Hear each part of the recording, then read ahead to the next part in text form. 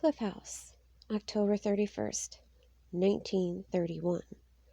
Dear children, already I have got some letters from you. You are getting busy early. I have not begun to think about Christmas yet. It has been very warm in the north this year, and there has been very little snow so far. We are just getting in our Christmas firewood. This is just to say, my messengers will be coming round regularly now. Winter has begun.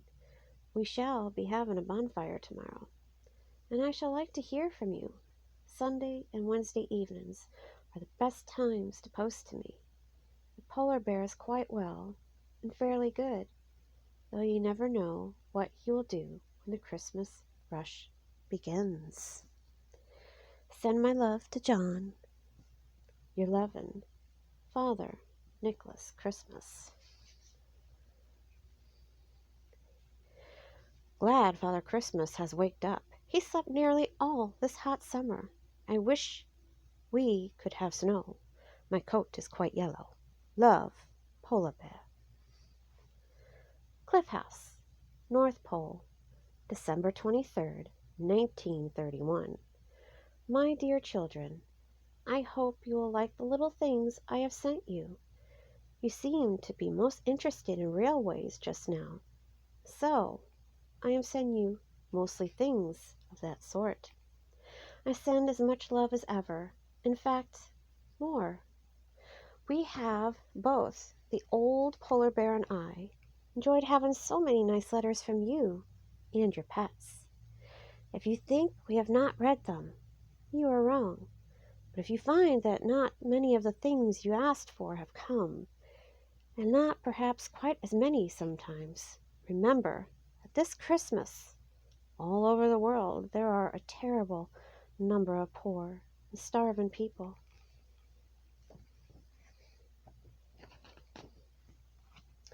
I and also my green brother have had to do some collecting of food and clothes, and toys too, for the children whose fathers and mothers and friends cannot give them anything, sometimes not even dinner. I know yours won't forget you. So, my dears, I hope you will be happy this Christmas and not quarrel, and will have some good games with your railway all together. Don't forget old Father Christmas when you light your tree, nor me. It has gone on being warm up here, as I told you. Not what you would call warm, but warm for the North Pole, with very little snow. The North Polar Bear, if you know who I mean, has been lazy and sleepy as a result, and very slow over packing or any job except eating. He has enjoyed sampling and tasting the food parcels this year to see if they were fresh and good, he said. Somebody has to, and I found stones in some of the currants. But that is not the worst. I should hardly feel it was Christmas if he didn't do something ridiculous. You will never guess what he did this time. I sent him down into one of my cellars, the cracker hole we call it, where I keep thousands of boxes of crackers. You would like to see them, rows upon rows, all with their lids off to show the kinds of colors. Well, I wanted 20 boxes. I was busy sorting soldiers and farm things. So I sent him, and he was so lazy he took 2 snowboys who aren't allowed down there to help him. They started pulling crackers out of boxes, and he tried to box them. The boys' ears, I mean, and they dodged, and he fell over and lit his candle fall right. Poof! Into my firework crackers and boxes of sparklers they fell. I could hear the noise and smell the smell in the hall, and when I rushed down I saw nothing but smoke and fizzing stars. An old polar bear was rolling over on the floor, with sparks sizzling in his coat. He has quite a bare patch burnt on his back. It looked fine. That's where Father Christmas spilled the gravy on my back at dinner. The snow boys roared with laughter, and they ran away. They said it was a splendid sight, but they won't come to my party on St. Stephen's Day. They have had more than their share already. 2 of the polar bear's nephews have been staying here for some time. Paxu and Vaktuka. Fat and white hair, they say in names. They are fat-tummied polar cubs, and are very funny boxing one another and rolling about. But another time I shall have them on Boxing Day, not just at packing time. I fell over them 14 times a day last week. And Vaktuka swallowed a ball of red string, thinking it was cake. And he got it all wound up inside and had a tangled cough. He couldn't sleep at night, but I thought it rather served him right for putting holly in my bed. It was the same cub that poured all the black ink yesterday into the fire to make night. It did, and a very smelly, smoky one. We lost Paxu all last Wednesday, and found him on Thursday morning asleep in the cupboard in the kitchen. He had eaten 2 whole puddings raw. They seem to be growing up just like their uncle. Not fair. Goodbye now. I shall soon be off on my travels once more. You need not believe any pictures you see of me in aeroplanes or motors. I cannot drive one, and don't want to, and they are too small anyway, not to mention smell. They cannot compare with my own reindeer, which I trained myself. They are all very good this year, and I expect my posts will be in very good time. I have got some new young ones this Christmas from Lapland, a great place for wizards, but these are whizzers. Bad. One day I will send you a picture of my dear stables and harness houses. I am expecting that John, although he is now over 14, will hang up his stocking this last time. But I don't forget people, even when they are past stocking age. Not until they forget me. So I send love to you all, especially little Pian, who is beginning her stocking days, and I hope they will be happy. Your loving Father Christmas. P.S. This is all drawn by North Polar Bear. Don't you think he is getting better? But the green ink is mine, and he didn't ask for it. Cliff House, North Pole, November 30th, 1932. My dear children, thank you for your nice letters. I have not forgotten you. I am very late this year and very worried. A very funny thing has happened. The polar bear has disappeared, and I don't know where he is. I have not seen him since the beginning of this month, and I am getting anxious. Tomorrow, the December month, the Christmas month, begins, and I don't know what I shall do without him. I am glad you are all well, and your many pets. The snow babies' holidays begin tomorrow. I wish Polar Bear was here to look after them. Love to Michael, Christopher, and Priscilla. Please send John my love when you write to him. Father Christmas. Cliff House, near the North Pole, December 23rd, 1932. My dear children, there is a lot to tell you. First of all, a Merry Christmas. But there have been lots of adventures you will want to hear about. It all began with the funny noises underground which started in the summer and got worse and worse. I was afraid an earthquake might happen. North Polar Bear says he suspected what was wrong from the beginning. I only wish he had said something to me. And anyway, it can't be quite true, as he was fast asleep when it began. It did not wake up till about Michael's birthday. However, he went off for a walk one day, at the end of November, I think, and never came back. About a fortnight ago, I began to be really worried, For after all, the dear old thing is really a lot of help, in spite of accidents, and very amusing. One Friday evening, December 9th, there was a bumping at the front door, and a snuffling. I thought he had come back and lost his key, as often before. But when I opened the door, there was another very old bear there, a very fat and funny-shaped one. Actually, it was the eldest of the few remaining cave bears, old Mr. Cave Bear himself. I had not seen him for centuries. "Do you want your North Polar Bear?" he said. "If you do, you had better come and get him. It turned out he was lost in the caves belonging to Mr. Cave Bear, or so he says."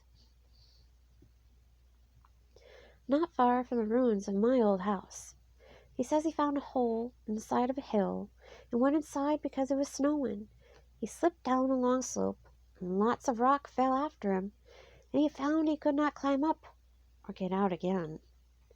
But almost at once he smelt goblin and became interested and started to explore. Not very wise, for of course goblins can't hurt him, but their caves are very dangerous. Naturally, he soon got quite lost, and the goblins shut off all our lights and made queer sounds, false echoes. Goblins are to us very much what rats are to you, only worse because they are very clever, and only better because there are, in these parts, very few. We thought there were none left. Long ago, we had great trouble with them. That was about 1453, I believe. But we got the help of the gnomes, who are their greatest enemies, and cleared them out. Anyway, there was poor old Polar Bear lost in the dark, all among them, and all alone until he met Mr. Cave Bear, who lives there. Cave Bear can see pretty well in the dark, and he offered to take Polar Bear to his private back door. So we set off together, but the goblins were very excited and angry. Polar Bear had boxed one or two flat that came and poked him in the dark, and had said some very nasty things to them all, and they enticed him away by imitating Cave Bear's voice, which of course they knew very well. So Polar Bear got into a frightful dark part, all full of different passages, and he lost Cave Bear, and Cave Bear lost him. "Light is what we need," said Cave Bear to me. So I got some of my special sparkling torches, which I sometimes use in my deepest cellars, and we set off that night. The caves are wonderful. I knew they were there, but not how many or how big they were. Of course, the goblins went off into the deepest holes and corners, and we soon found Polar Bear. He was getting quite long and thin with hunger, as he had been in the caves about a fortnight. He said I should soon have been able to squeeze through a goblin crack. Polar Bear himself was astounded when I brought light, for the most remarkable thing is that the walls of these caves are all covered with pictures, cut into the rock or painted on in red and brown and black.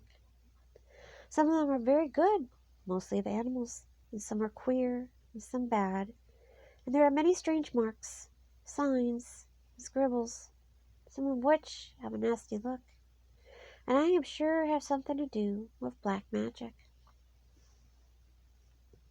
Cave Bear says these caves belong to him, and have belonged to him or his family since the days of his great, great, great, great, great, great, great, great, great, multiplied by 10 grandfather. And the bears first had the idea of decorating the walls, and used to scratch pictures on them on soft parts. It was useful for sharpening their claws. Then men came along. Imagine it! Cave Bear says there were lots about at one time, long ago, when the North Pole was somewhere else. That was long before my time, and I have never heard old Grandfather Yule mention it even, so I don't know if he is talking nonsense or not. Many of the pictures were done by these cavemen. The best ones especially, the big ones, almost life-size, of animals, some of which have since disappeared. There are dragons and quite a lot of mammoths. Men also put some of the black marks and pictures there, but the goblins have scribbled all over the place. They can't draw well, and anyway, they like nasty, queer shapes best. North Polar Bear got quite excited when he saw all these things. He said these cave people could draw better than you, Daddy Noel.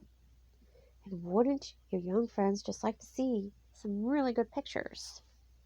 Especially some properly drawn bears for a change.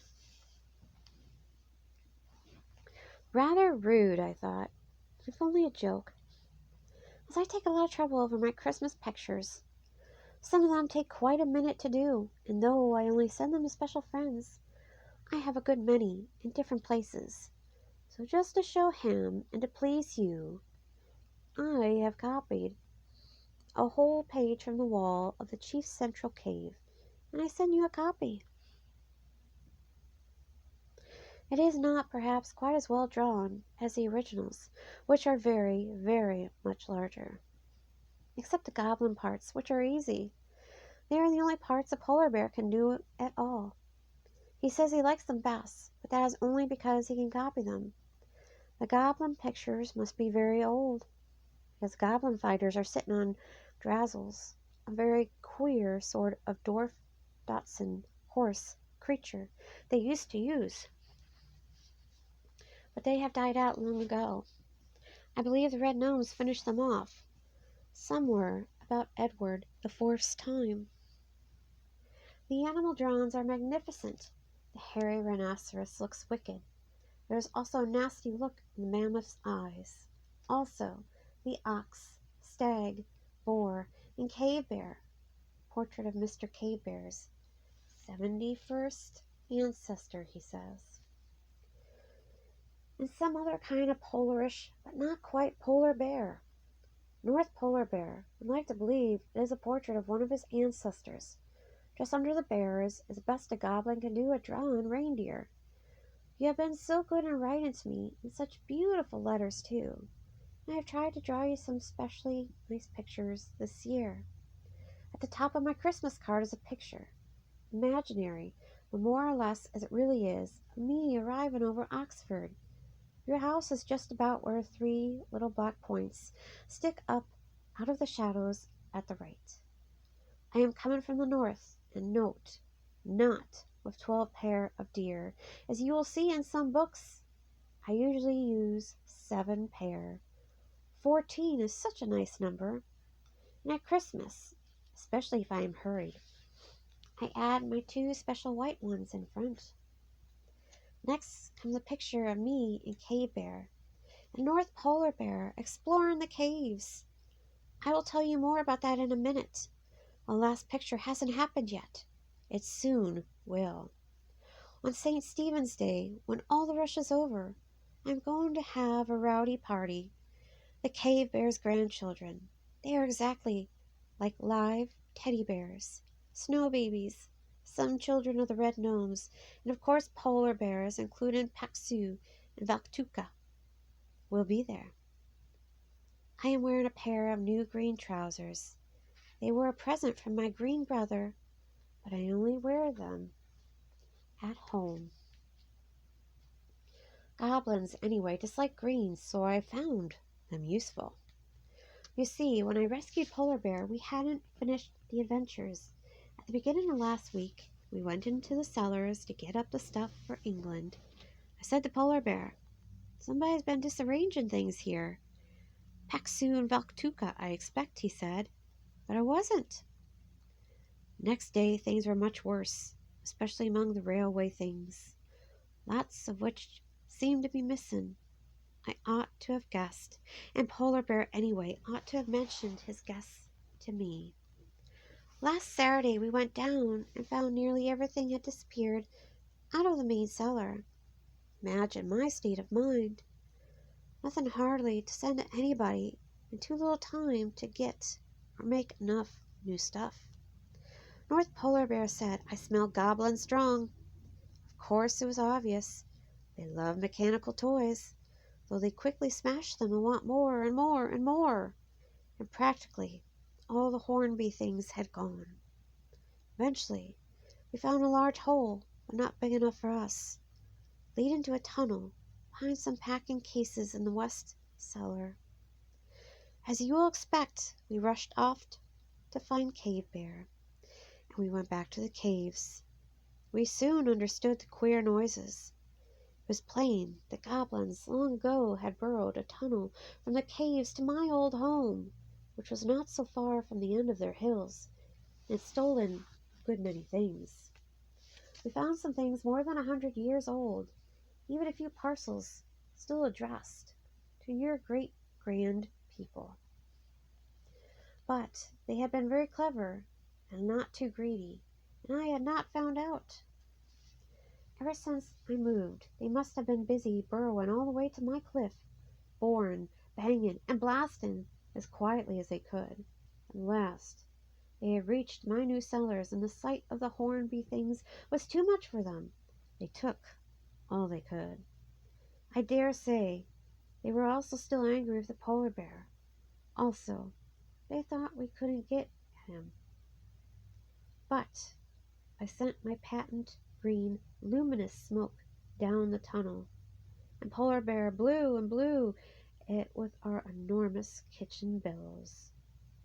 They simply shrieked and rushed out the other cave end, but there were red gnomes there. I had specially sent for them. A few of the real old families are still in Norway. They captured hundreds of goblins and chased many more out into the snow, which they hate. We made them show us where they had hidden things, or bring them all back again, and by Monday we had got practically everything back. The gnomes are still dealing with the goblins, and promise there won't be one left by New Year. But I am not so sure. They will crop up again in a century or so, I expect. We have had a rush, but dear old Cave Bear and his sons and the gnome ladies helped, so that we are now very well forward, and all packed. I hope there is not the faintest smell of goblin about any of your things. They have all been well aired. There are still a few railway things missing, but I hope you will have what you want. I am not able to carry quite as much toy cargo as usual this year, as I am taking a good deal of people in your land and others who are hungry and cold this winter. I am glad that with you the weather is warmish. It is not warm here. We have had tremendous icy winds and terrific snowstorms, and my old house is quite buried. But I am feeling very well, better than ever. And though my hand wobbles with a pen, partly because I don't like writing as much as drawing, which I learned first, I don't think it is so wobbly this year. The polar bear got your father's scribble today, and was very puzzled by it. I told him it looked like old lecture notes, and he laughed. He says he thinks Oxford is quite a mad place if people lecture such stuff. But I don't suppose anybody listens to it. The drawings pleased him better. He said, at any rate, those boys' father tried to draw bears, though they aren't good. Of course, it is all nonsense, but I will answer it. So, he made up an alphabet for the marks and the caves. He says it is much nicer than the ordinary letters, or than runes, or polar letters, and suits his paw better. He writes them with the tail of his pen holder. He has sent a short letter to you in his alphabet, to wish you a very Merry Christmas, and lots of fun in the new year, and good luck at school, as you all are so clever now, he says. What with Latin and French and Greek, you will easily read it and see that the polar bear sends much love. I am not so sure. Anyway, I dare say he would send you a copy of his alphabet if you wrote and asked. By the way he writes it in his columns from top to bottom, not across. Don't tell him I gave away his secret. The This is one of my very longest letters. It has been an exciting time. I hope you will like hearing about it. I send you all my love, John, Michael, Christopher, and Priscilla. Also Mummy and Daddy and Auntie, and all the people in your house. I dare say John will feel he has got to give up stockings now and give way to the many new children that have arrived since he first began to hang his first up. But Father Christmas will not forget him. Bless you all. Your loving Nicholas Christmas.